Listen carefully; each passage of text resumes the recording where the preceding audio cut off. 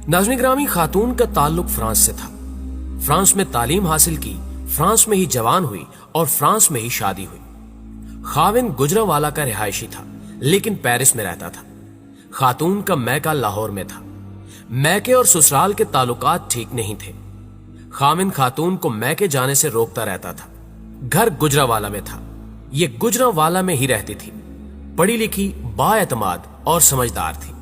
ये 8 सितंबर को शॉपिंग के लिए लाहौर गई। तीनों बच्चे भी इसके साथ थे। शॉपिंग के बाद वालदा के घर चली गई। रात का खाना खाया, बच्चों को नींद आ गई तो इसने गुजरावाला वापस जाने का फैसला कर लिया। वालदा रोकती रह गई, लेकिन इसका ख्याल था कि खाविंद को पता चल गया तो वो नाराज हो जाएगा। लाहौर से गुजरावाला का फासला सिर्फ 40 मिनट का था। ये अक्सर आती जाती रहती थी, लिहाजा परेशानी की कोई बात नहीं थी। ये रात 12:30 बजे लाहौर से निकली। महमूद बूटी से मोटरवे पर आई और गुजरावाला की तरफ ड्राइव करने लगी।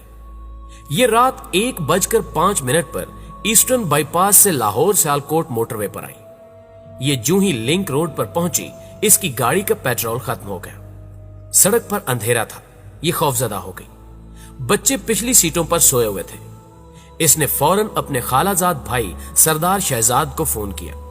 उसने मशवरा दिया कि तुम 130 डायल करके मोटरवे पुलिस को इत्तला दो, मैं भी आ रहा हूं। उसने अपने दोस्त जुनेद को साथ लिया और ये गुजरावाला से रवाना हो गया। खातून ने हेल्पलाइन पर मोटरवे पुलिस को फोन कर दिया।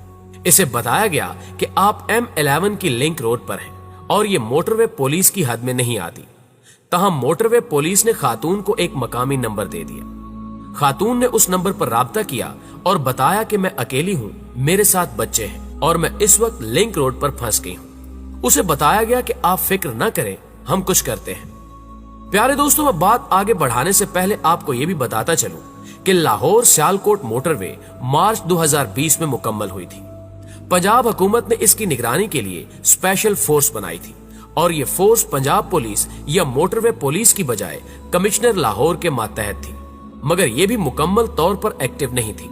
चुनांचे लाहौर सियालकोट मोटरवे और इसके लिंक का 4 किलोमीटर का टुकड़ा अमलन किसी के कंट्रोल में नहीं था। इसके गिर्द 3 गांव आबाद हैं। इन गांव के लुच्चे लफंगे अफराद अक्सर मोटरवे पर आकर गाड़ियां लूटते रहते हैं। ऐसे बेशुमार वाकयात रिपोर्ट हो चुके हैं। अब मैं वापस खातून की स्टोरी की तरफ आता हूं। खातून ने गाड़ी अंदर से लॉक की और सरदार शहजाद और पुलिस का इंतजार करने लगी। 2 घंटे गुजर गए, मगर पुलिस आई और ना सरदार शहजाद पहुंचा।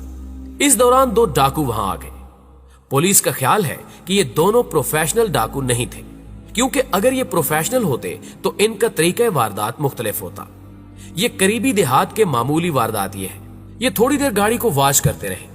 जब 2 घंटे तक कोई शख्स गाड़ी के करीब नहीं आया तो फिर इन्होंने इसे लूटने का फैसला कर लिया।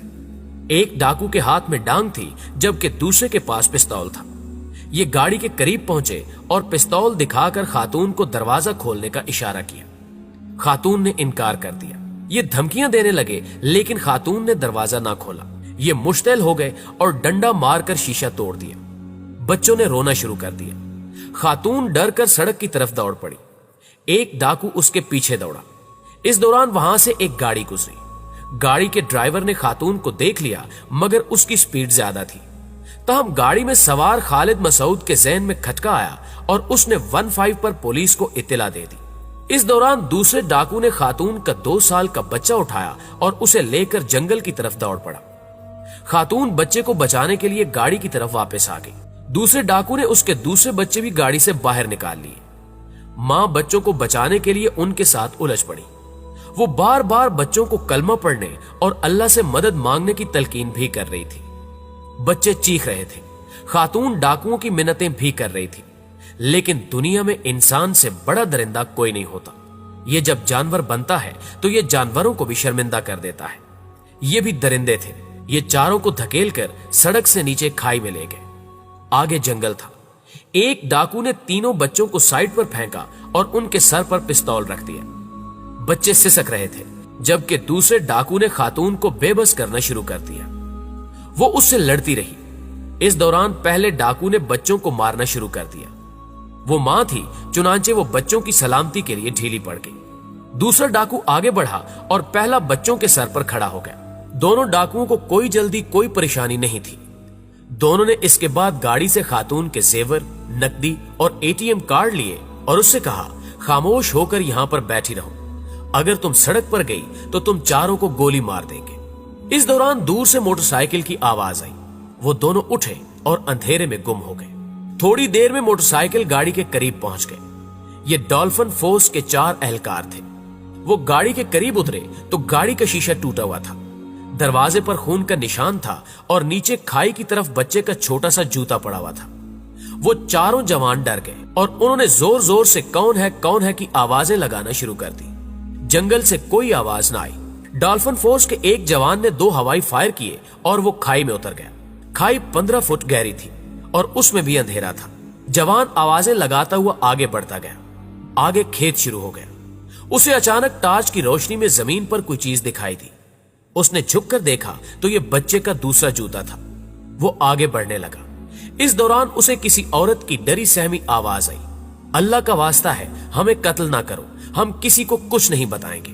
वो आवाज की तरफ दौड़ा और फिर सामने का मंजर देखकर दहल गया। सामने खेत के किनारे एक खौफजदा औरत बैठी थी। उसके कपड़े फटे हुए थे, जिस्म पर खराशें थीं और 3 खौफजदा बच्चे उसके साथ लिपटे हुए थे। औरत ने बच्चों को अपने दोनों बाजुओं में जकड़ रखा था। पुलिस का जवान खातून के साथ बैठ गया और उसे तसल्ली देना शुरू कर दी, मगर वो उसे पुलिस एहलकार मानने के लिए तैयार नहीं थी। वो इस्राई अंदाज में उसकी मिन्नतें कर रही थी, खुदा के लिए हमें न मारे, हम किसी को कुछ नहीं बताएंगे, आप हमारी गाड़ी भी ले जाएं, मैं आपको और रकम भी मंगवा देती हूं, बस हमें न मारो। पुलिस एहलकार की आंखों में आंसू आ गए। उसने उससे कहा, बहन आप परेशान ना हो, मैं वाकई पुलिस एहलकार हूं। लेकिन वो उसे पुलिस एहलकार मानने के लिए तैयार नहीं थी। इस दौरान दूसरे एहलकार भी आ गए। बच्चे उन्हें देखकर मजीद सहम गए और उन्होंने मां को जकड़ लिया।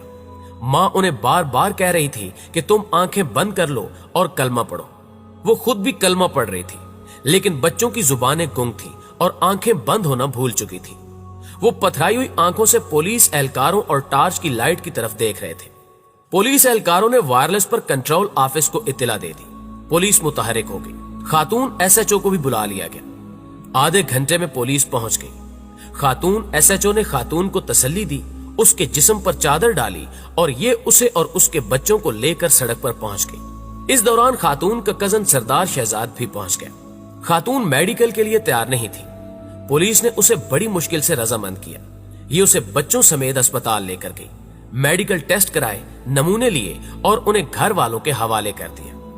ये लोग घर पहुंच गए, लेकिन आज छठे दिन भी बच्चे फटी हुई आंखों से दरो दीवार को देखते हैं। ये हर अजनबी शख्स को देखकर कांपने लगते हैं और चीख चीख कर कहते हैं कि अंकल हमारी मामा को मत मारे, प्लीज इन्हें छोड़ दें। ये बच्चे अलमिया हैं, लेकिन इनसे बड़ा अलमिया खातून है। ये सारा दिन बाथरूम में गुजार देती है। ये अब तक अपने जिस्म पर हजारों टन पानी बहा चुकी है, लेकिन इसके जिस्म से इस निजाम, इस मुआशरे की घिन नहीं उतर रही। ये खुद को पाक नहीं समझ रही और ये औरत उस वक्त तक पाक नहीं हो सकेगी जब तक हम लोग इस मुल्क को मुल्क और इस मुआशरे को मुआशरा कहते रहेंगे। मैं उमर शेख की बात से इत्तेफाक करता हूँ। असल जिम्मेदार ये औरत है, क्योंकि ये हमें इंसान और कब्र फरोशों की इस बस्ती को मुआशरा समझ बैठी थी। ये बड़ी बेवकूफ थी। ये समझ रही थी कि इस्लामी जमहूरिया पाकिस्तान में भी इंसान बसते हैं और ये इंसान औरतों को औरत नहीं, माँ, बहन और बेटी समझते हैं। ये समझ रही थी कि इस मुल्क में लॉ भी है और आर्डर भी।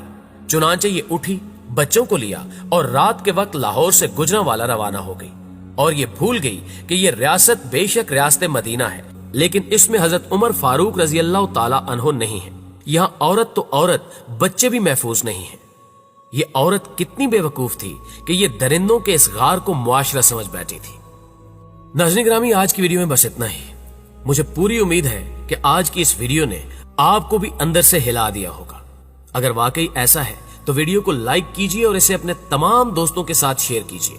शायद इस तरह हमारी ये आवाज हुकामे बाला तक पहुंच सके और वो इस सिस्टम में कोई जान पैदा कर सके। जल्दी हाजिर होते हैं एक और मालूमाती वीडियो के साथ। तब तक अपना ढेर सारा ख्याल रखिएगा। अल्लाह निगहबान।